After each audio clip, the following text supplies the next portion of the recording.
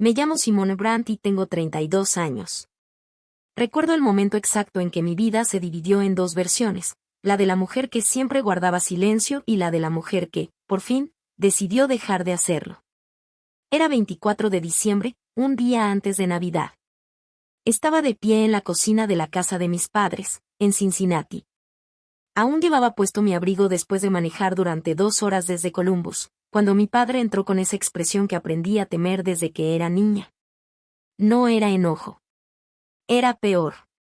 Era esa sonrisa lenta y satisfecha que significaba que ya había tomado una decisión por mí y que solo venía a informarme.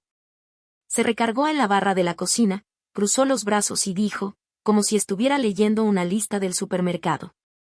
Los amigos de tu hermano van a pasar la Navidad aquí. Solo serán 25 personas. Tú te vas a encargar de cocinar y de preparar todo. Y eso fue todo. No preguntó. No dijo por favor. Simplemente lo dio por hecho, con la seguridad de un hombre al que ninguna mujer de su familia se había atrevido a decirle que no. Mi hermano, Trevor, estaba parado detrás de él, en la puerta de la cocina. Lo miré esperando encontrar, aunque fuera un poco de incomodidad en su rostro, alguna señal de que entendía lo absurdo de la situación. Pero solo asintió. Como si todo ya estuviera decidido. Como si yo ya fuera la empleada de la casa. Me quedé inmóvil unos segundos. Todavía llevaba el abrigo puesto. La bolsa seguía colgando de mi hombro. 25 personas. Nochebuena. Con menos de 24 horas de aviso. Mi padre había dicho. Solo son 25 personas. De la misma forma en que alguien dice. Solo es un favorcito. Solo será un momento. Solo tendrás que sacrificar toda tu Navidad, tu descanso, tu tiempo y tu dignidad. Yo había manejado 2 horas desde Columbus porque pensaba pasar una Navidad tranquila en familia. Había pedido varios días de vacaciones en el trabajo. Había comprado regalos. Los envolví con cuidado. Preparé una maleta con esa clase de esperanza que nunca termina de morir, por más veces que tu familia te decepcione. Y ellos esperaban que cocinara, limpiara y obedeciera. Lo que mi padre no sabía. Lo que ninguno de los dos sabía. Era que 3 semanas antes mi compañera de trabajo, Jade, me había contado sobre una oferta de último minuto para viajar a Maui. En ese momento me reí. No pensaba hacerlo. Solo entré a ver los vuelos por curiosidad, como uno mira cosas que cree que jamás hará. Pero, por alguna razón, tomé una captura de pantalla. Y también guardé el número de la aerolínea en mi teléfono. Esa noche, de pie en la cocina de mis padres, todavía con el abrigo puesto y la maleta sobre el hombro, mientras observaba la sonrisa de mi padre y el gesto indiferente de mi hermano. Sentí que algo cambiaba dentro de mí. Solo puedo describirlo como una puerta que se cerró. Muy despacio. Y para siempre. Sonreí. No una gran sonrisa. Solo una pequeña sonrisa que guardé para mí. Está bien, dije. Déjenme subir un momento a arreglarme. Subí al cuarto de visitas. Me senté al borde de la cama. Saqué mi teléfono. El vuelo seguía disponible. Quedaba un solo asiento en un vuelo nocturno que salía de Cincinnati a las 11:45 de la noche y llegaba a Maui la mañana siguiente. Costaba mucho más de lo que pensaba gastar. Y, por primera vez en mucho tiempo, no me importó en lo más mínimo. Reservé el boleto en menos de 4 minutos. Después le escribí a Jade. Ella ya había estado en Maui 2 veces y sabía exactamente qué hotel recomendarme. Me respondió casi de inmediato con el nombre del hotel, la tarifa y un mensaje que jamás olvidaré. Por fin estás haciendo algo por ti. Reservé la habitación. 4 noches. Con vista al mar. Me quedé mirando los correos de confirmación que iban llegando uno tras otro. Y sentí algo que no había sentido desde hacía muchísimo tiempo. Alivio. Un alivio tan limpio que casi dolía. Bajé nuevamente con la maleta en la mano. Les dije que había olvidado algo muy importante en Columbus y que tenía que regresar por ello. Que volvería en un par de horas. Mi padre ni siquiera levantó la vista del televisor. Trevor estaba ocupado viendo su celular.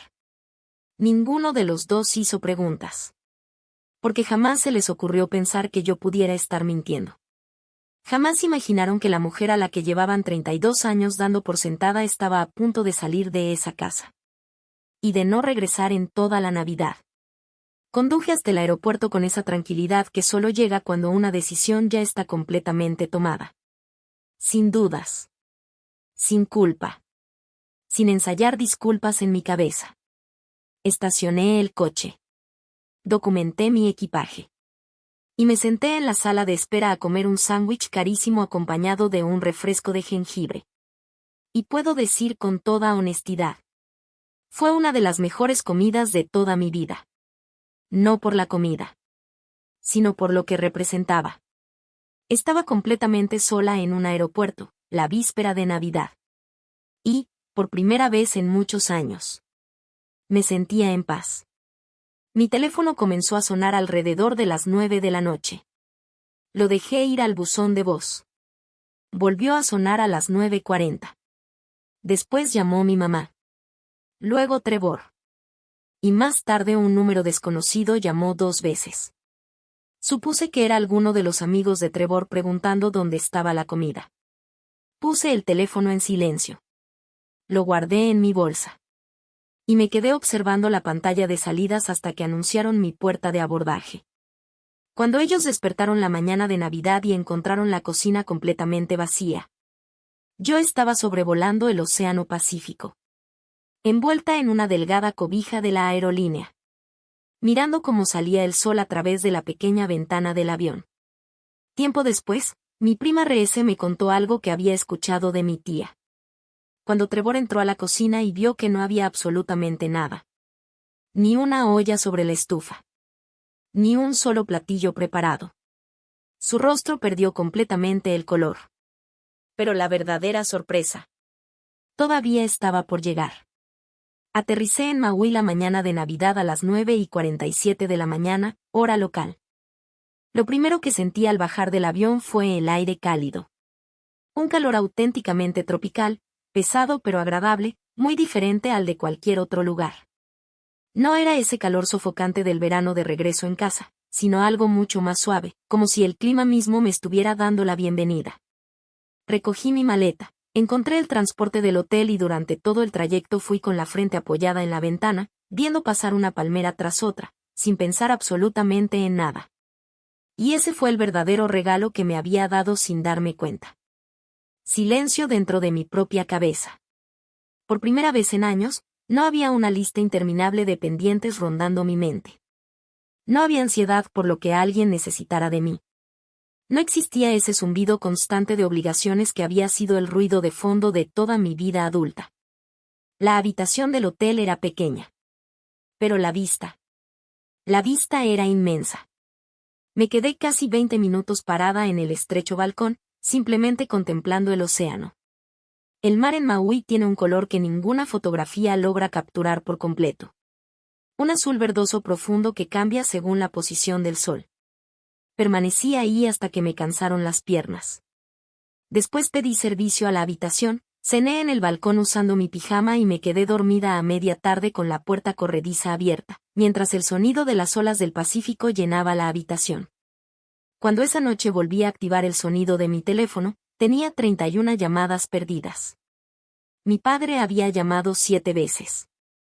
Trevor, 9. Mi mamá me había dejado 4 mensajes de voz, cada uno más dramático que el anterior. El primero sonaba confundido. El segundo, molesto. El tercero estaba lleno de lágrimas que parecían más actuadas que sinceras. Y el cuarto mezclaba las 3 emociones en un solo mensaje apresurado que terminaba diciendo: Y no sé qué te pasa, Simone, pero así no se comporta una familia. Escuché los 4 mensajes sentada con las piernas cruzadas sobre la cama del hotel, sosteniendo un vaso de jugo de piña. Cuando terminó el último, dejé el teléfono sobre el buró. Y no le devolví la llamada a nadie. En cambio, le escribí un mensaje a mi prima Reese. Era la única persona de mi familia en quien realmente confiaba. Reese tenía 28 años, Era muy inteligente y durante años me había visto aceptar, sin protestar, cada petición absurda que surgía en nuestra familia. Le envié una foto de la vista desde mi balcón junto con un solo mensaje. Estoy en Maui. ¡Feliz Navidad! Me llamó 40 segundos después. Se estaba riendo tanto que apenas podía hablar. Me contó todo lo que había pasado en la casa. Que Trevor había llamado desesperado a una de nuestras tías para preguntarle si podía llevar comida. Que mi padre había tenido que contratar un servicio de banquetes de último momento y había hecho un escándalo por lo caro que salió. Que 3 de los amigos de Trevor se fueron temprano porque el ambiente era demasiado incómodo. Y que mi madre había llorado durante la cena. No porque me extrañara, sino porque la noche no había salido como ella la había imaginado. Escuché toda la historia. Y no sentí culpa. Ni tristeza. Solo una sensación tranquila y firme de haber hecho exactamente lo correcto. Al segundo día renté una bicicleta y recorrí el sendero junto a la costa hasta que me ardieron las piernas. Al tercer día hice un recorrido de snorkel y pasé 2 horas flotando sobre un arrecife, observando peces de colores tan increíbles que ni siquiera sabía cómo llamarlos. El cuarto día no hice absolutamente nada. Solo me senté en la playa a terminar una novela que llevaba 8 meses intentando leer. Comía cuando tenía hambre. Dormía cuando tenía sueño. Y no hablé con nadie de mi casa. Fue el descanso más completo que había tenido en toda mi vida. Y durante esos días entendí algo que llevaba años intentando comprender. Desde que era niña me habían enseñado que, en mi familia, el amor era una transacción. Que mi valor dependía únicamente de lo útil que pudiera ser. Que si cocinaba lo suficiente. Si limpiaba lo suficiente. Si siempre estaba disponible. Si organizaba todo.